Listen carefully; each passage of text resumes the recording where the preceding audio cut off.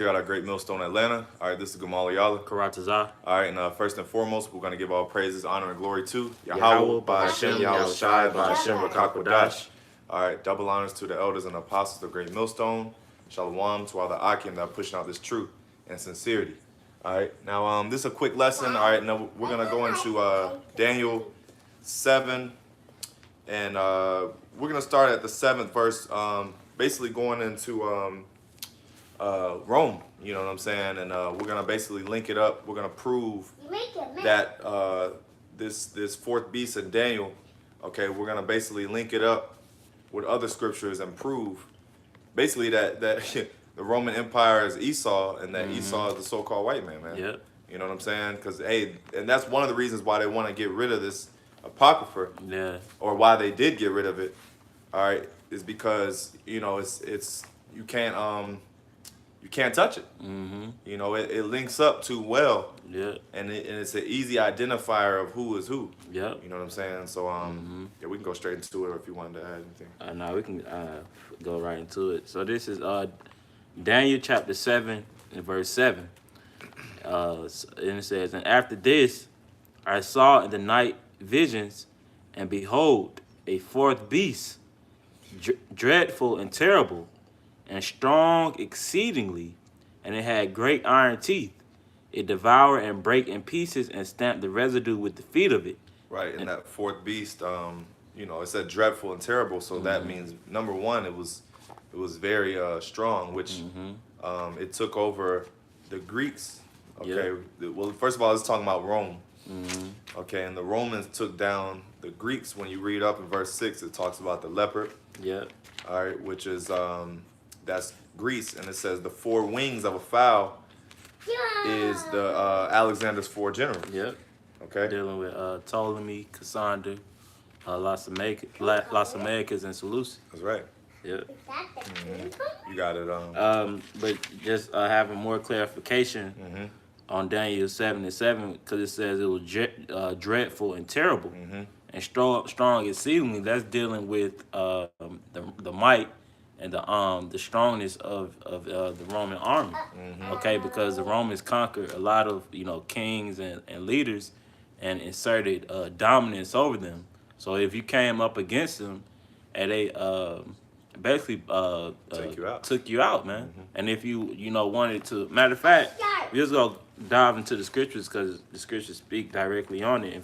So this is First Maccabees chapter 8 and starting in verse 1, and it says, "Now Judas had heard of the fame of the Romans, that they were mighty and valiant men." So these were stories or things that Judas was hearing about the Romans. Okay, so that word was going out and spreading about the dominance of the Roman Empire, man. And it says that they were mighty and valiant men, and such as would lovingly accept all that joined themselves unto them, and make a league of amity with all that came unto them.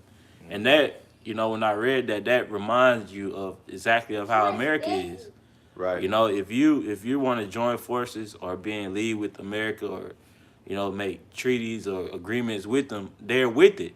But as soon as you're not on the same page or on the same terms with them, they want to take over. Become your worst enemy. Yep. And that word amity means a friendly relationship. So See? right here it says, and make a league of amity with all that came unto them. All right, so like you said, they do have a lot of allies, but like you said, those enemies that I mean, they're vicious, like just like the American military. That's why it's likened unto the United States. All right. But you had more. No, that was it. That was it on the definition. All right, so this is back in First Maccabees chapter 8 and verse 2. And it says, "And that they were men of great valor. It was told of him also of their wars and noble acts which they had done among the Galatians, and how they had conquered them and brought them under tribute, and what they had done in the country of Spain for the winning of the mines of the silver and gold which is there, and that by their policy In patience they had conquered all the place, though it were very far from them, and the kings also that came against them from the uttermost part of the earth, they had discomfited them, and given them a great overthrow, so that the rest did give them tribute every year. You see, so this is showing you the dominance of the Roman Empire, man. And it says through their policies, which Right, yeah, we'll get that. Yeah, we can get that. Daniel 8, 25. 25. This is it right here. It says, Daniel 8 and 25, it says, and through his policy also shall cause craft to prosper in his hand, and he shall magnify himself in his heart. And that's how you know that that was just talking about, because it says policy. Okay? You know, matter of fact, I'll jump up to 24. It says, and his power shall be mighty, but not by his own power, and he shall destroy wonderfully, and shall prosper, and practice, and shall destroy the mighty and holy people. Yeah, so, and they use that policy, okay, to push their agenda, man. Yeah. Same thing with America. Same thing. Okay, they will use. Yeah, it's back up. Okay, yeah, yeah, that was Satan, man. Yeah. But yeah, you know, they use their laws and legislations, which we're gonna get into as far as their structure, all right, because they were actually the first republic, okay, and they did things differently from every other. That's why it says this beast was diverse, That's right. which it'll get into as well. Kind. So I'm gonna go back in Daniel 7 and 7, because that was pretty much the point on how, you know, it's showing you that how the Romans had dominance. And you can search up, you know, it looked like movies such as like 300. You know, you got certain movies and articles dealing with how Rome was a great army, and even dealing with matter of fact, I'm gonna just read it. Daniel 7 and 7, and it says, after this I saw the night's vision, and behold, a fourth beast, dreadful and terrible, and strong exceedingly, and it had great iron teeth. You see, so even dealing with the iron, you know, when you go into the different kingdoms that's described in Daniel 2, Right. as well, when it speaks about iron, that was speaking about the Rome, I believe. Okay, which proves that when you're dealing with iron, a lot of them use iron. The toughest, it's like the toughest element, one of the toughest elements. You know, so they use it for their swords or shields.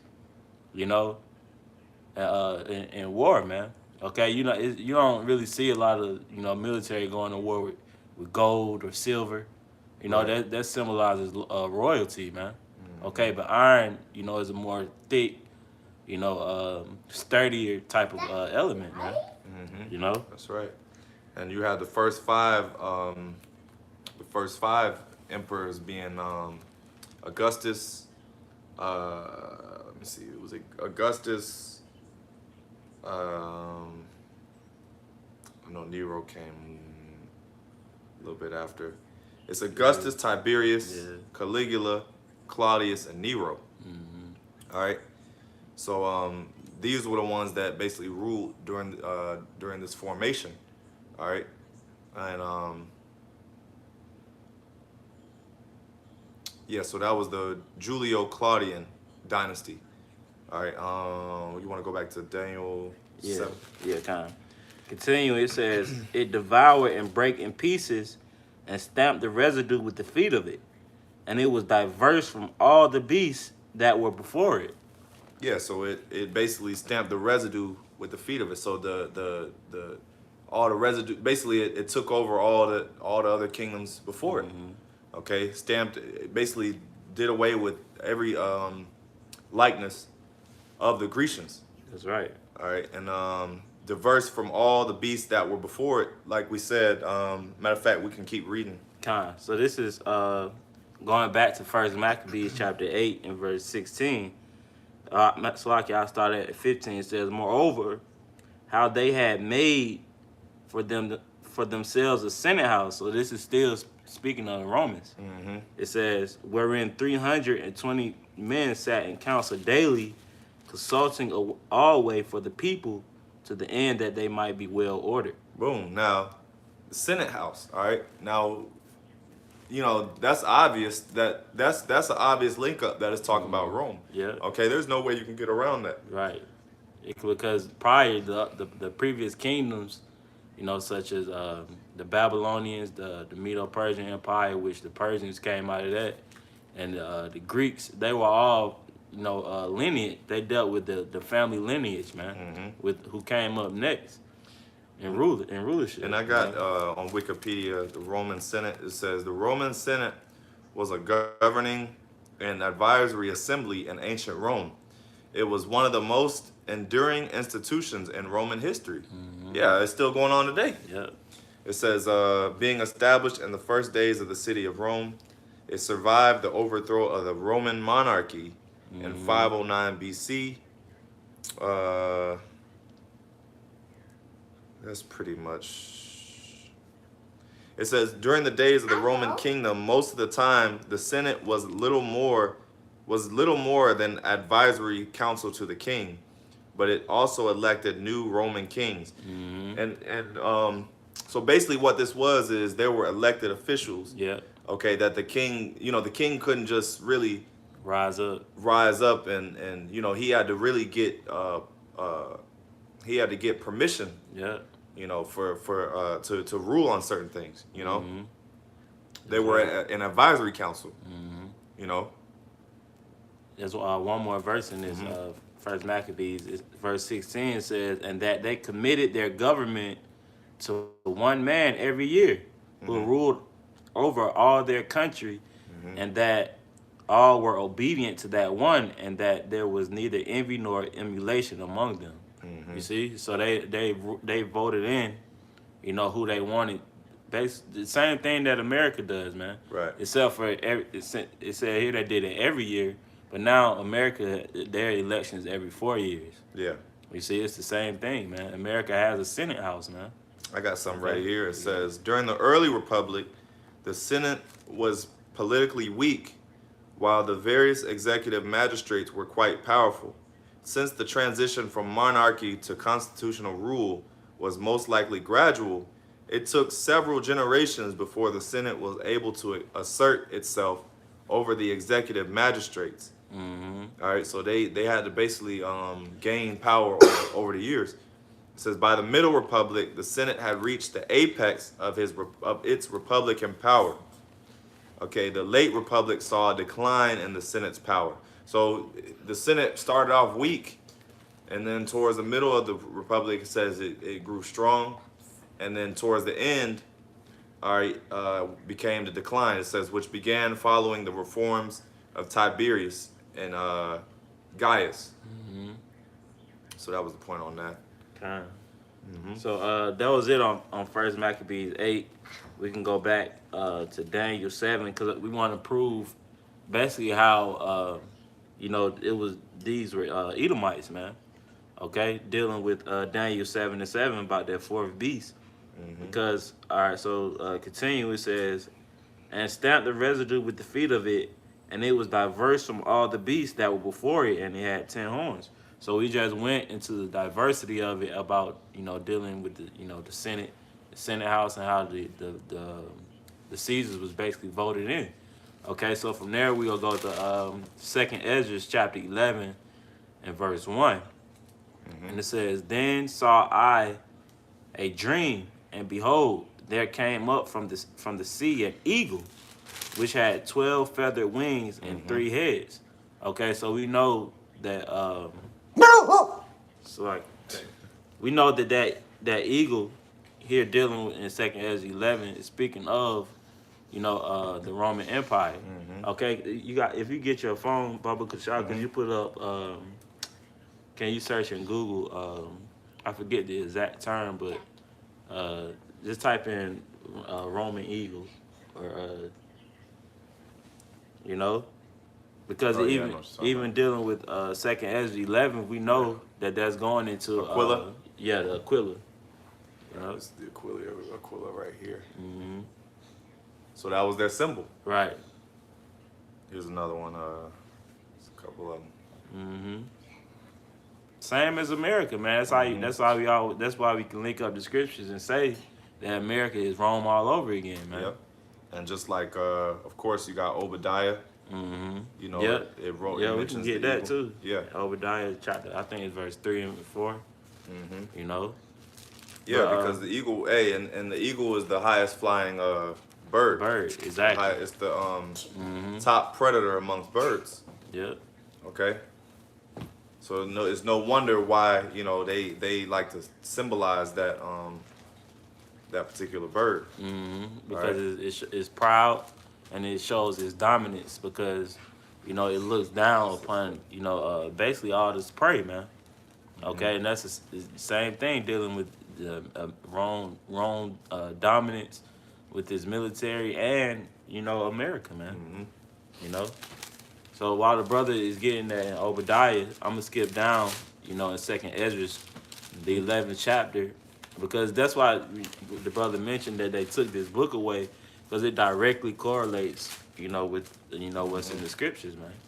But it says, verse 38, "Hear thou, I will talk with thee, and the highest shall say unto thee, Art not thou it that remainest of the four beasts, whom I made to reign in my world, that the end of their times might come through them?"